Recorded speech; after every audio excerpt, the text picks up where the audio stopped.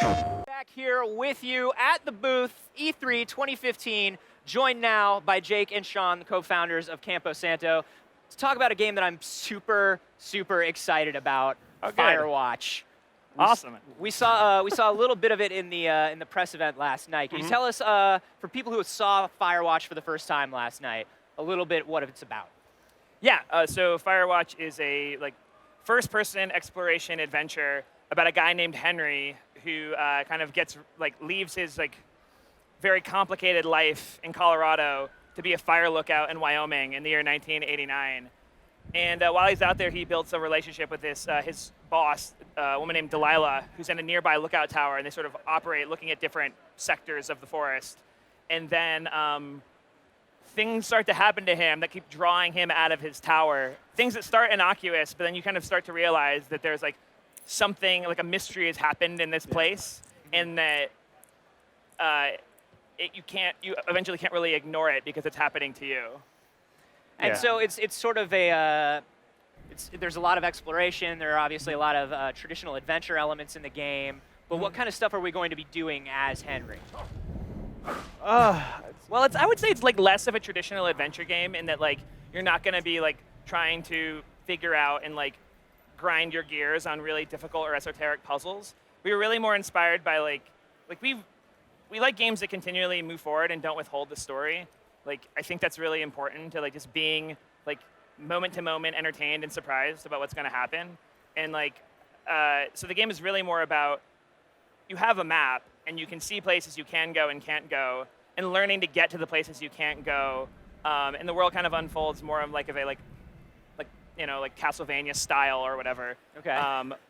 You're afraid to say Metroidvania on the PlayStation thing. Exactly. Absolutely. I was no. It's not. Firewatch is pretty much a Metroidvania. Yeah. Yeah. It is not. It's basically Symphony of the Night, right? That's true. No, I mean we have there's a whole 2D section that we're not showing of here. Symphony of the Night. It's true. The game has a contiguous world, and it does sort of you do unlock more and more of it by getting abilities, but those are more to sort of facilitate exploration and to get further and further into the mystery. You sort of have to dig deeper into the weird pockets of the world that you find yourself in, more than just to level up your guy or to just get more crazy crap attached to you. What I love is there are elements because Henry is in this park, in this national park or this national forest, wherever it is. He is occasionally interacting not just with his boss, but with the other people who are in the park, campers, things like that, things that we've seen. And so there's a lot of stuff that's very dialogue based, and you get to make those choices. And I love that you seem to be able to make Henry a really salty dude, which is what I really like. Yeah, that's sort of like a tradition of Jake and I working on video games. Well, I think saltiness is part of his personality. Yeah. You think it's part of us? I don't know.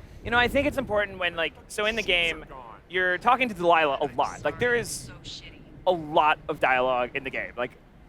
Thousands and thousands of lines of dialogue in the game. It's getting now to the point that most things that are visually interesting in the world, whether it's a breathtaking view or just a can that you find on the ground, you can point the reticule in the middle of the screen over it and press a button, and Henry brings up his radio to talk to Delilah about it, and then we try to pick the 3 most interesting things that we could come up with to say about it that are also relevant to approximately where you are in your relationship with her, where you are in the mystery, and sort of what that beautiful view or or completely insane, strange things that you find out in the world could mean. Or that guy with the flashlight that's in the B-roll. Yeah. It's spooky, man. Yeah. Yeah. So as you're, as you're talking to Delilah and changing your relationship with her, how much does that change the things that happen in the game? Or is it more just about your personal relationship with the character? I mean, that's sort of it's an interesting question in that those choices you're making to build that relationship with Delilah will completely define how you experience this story. But it's sort of there's sort of 2 stories going on. You're still solving the same mystery. Yeah, there's a story of the mystery that has happened, and then there's a story of the mystery that is happening.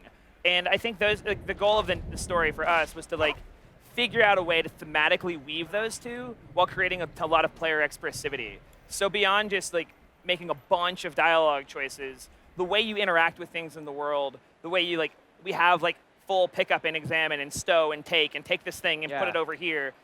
We really try to make a game where you're wandering through a contiguous space, building a relationship, but you can be as expressive as possible. So when we're watching people, so much of the game when we're designing it, it's when we're watching people play stuff and pick stuff up and throw it in a place or take it with them, we go and ask the player afterwards, like a playtester, like, what were you trying to accomplish? What was the story in your head?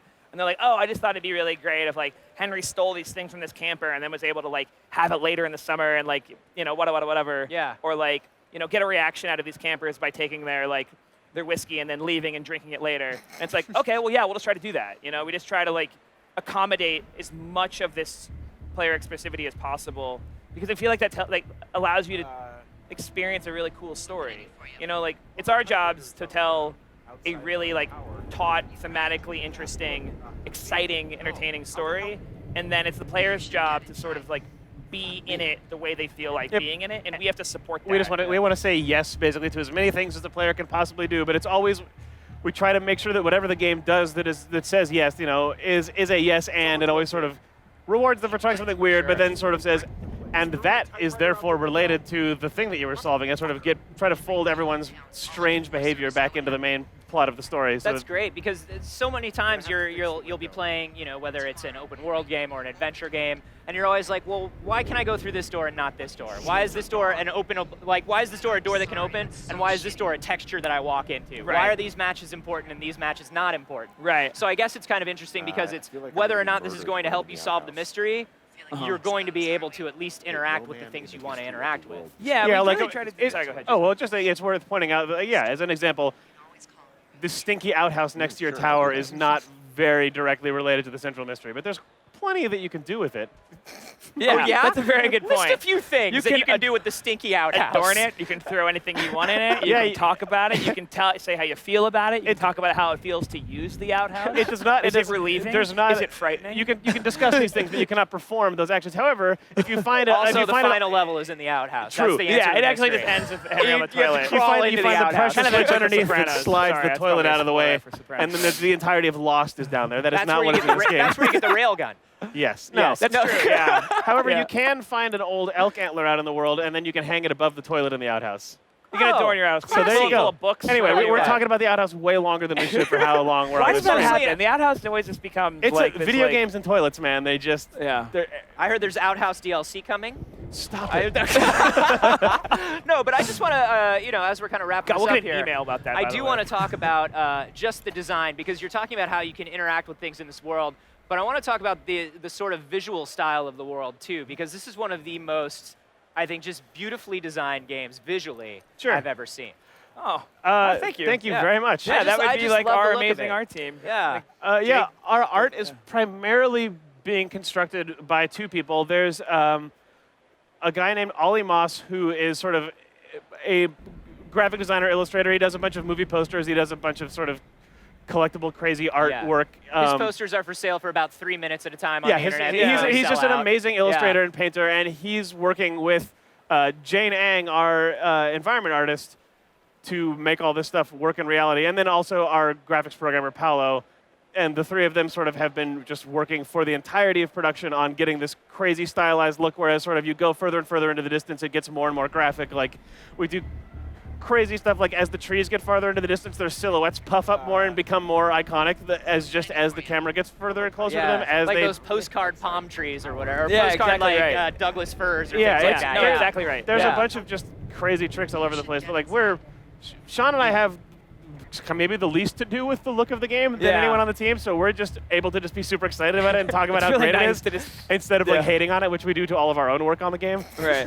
But like I love the way this game looks. But you created the outhouse though. That was you had the idea That was of the all Jane. outhouse. That's true. No, I could- Jane is Jane like created the queen of outhouse. Jane loves the outhouse. shitter. Jane was the reason you can hang the thing in the antler up there. But I mean, like we and Ollie always kind of wanted this game to feel in the moment, in the details, like you're in the real out of doors. But at the same time, if you look up and see a big, just grand view, for it to feel almost like a romanticized version of the outdoors, like you'd see in an old like WPA National Parks poster or something. We want to sort of evoke the feeling of the American outdoors in the broad strokes, but then the reality of it in a lot of the details. And I mean, I'm excited about where it's going so far. Personally, Yeah. I'm not. You're supposed to say that, not me, I guess. And But I will. I'm very excited about You what I've better be seen so far. excited. I have so many more questions about the outhouse, but unfortunately we just don't have time. It's totally That's okay. When are we going to be able to get our hands on Firewatch? We're gonna hopefully announce a release date soon.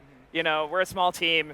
Like, we're a very small team, just working our butts off. So we'll get it to people as soon as we can. We're really excited. More It's on that gonna in be the the very, PS4. very near future. Excellent. And of course, it will be appearing first on consoles on the PlayStation 4, yeah? Yeah, we're really excited about that. Excellent. And if we want to keep up with development and everything you guys are doing, where do we go? I would say our Twitter account is just Campo Santo. We try to keep that as active as possible. And then we have a really great dev blog at blog.camposanto.com that you can get to just at camposanto.com. And we really try to show a lot of the process. Yeah. So like if you're at all interested in game development, you know, like we don't like hide the trade secrets or anything. It's like, hey, this is how we do our Sun. This is how Jake made that like crazy ribbon shot for the trailer you saw last night. Yeah, we interact with people as much as we can there. Excellent. Sometimes yeah. we live stream dev there every once in a while. Cool. So, and yeah. if you guys go and do that, be sure to sign up for their email newsletter too, because they have this very strange and wonderful quarterly email newsletter. That We I put out a absolutely quarterly enjoy. newsletter that you will love. Jake, Sean, thank you so much for coming by. PlayStation